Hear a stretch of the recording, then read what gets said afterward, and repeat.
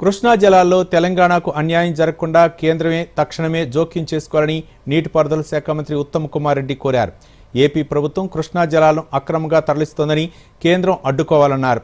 ఉదయపూర్లో కేంద్ర జలశక్తి శాఖ ఆధ్వర్యంలో జరిగిన నీటిపారుదల శాఖ మంత్రుల సమావేశంలో పాల్గొన్న ఉత్తమ్ కుమార్ రెడ్డి నీటి నిల్వ సదుపాయాలు, నీటి సరఫరా నిర్వహణపై ప్రజెంటేషన్ ఇచ్చారు. కృష్ణా జలాల వినియోగాన్ని లెక్కించేందుకు టెలిమెట్రీలు ఏర్పాటు చేయాలని కోరారు. 55 కిలోమీటర్ల పొడవునా చేపడుతున్న మూసీ పునరుజ్జీవ అభివృద్ధి ప్రాజెక్టుకు కేంద్రం నిధులివ్వాలని, గంగా యమున పునరుద్ధరణ తరహాలో మూసీ అభివృద్ధికి తోడ్పాటును అందించాలని మంత్రి అన్నారు. మూసీ వెంట ట్రంక్ సేవరేజ్ నెట్వర్క్ కోసం 4,000 కోట్ల రూపాయలు కేటాయించాలని విజ్ఞప్తి చేశారు.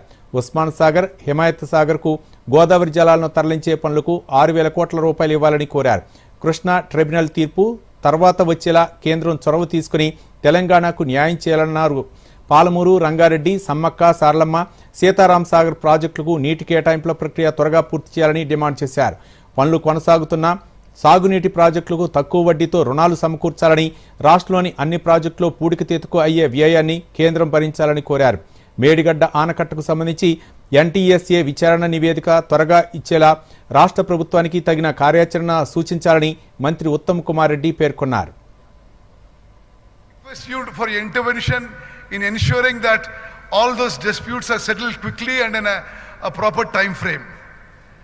Similarly, water allocation for many of our projects, which we have already done substantial work and spent substantial money, that is been pending with the MOJs for a long time, whether it is Palamur Rangareddy project or Sitaram Sagar or Sammakasara project, we wish to request for your approval.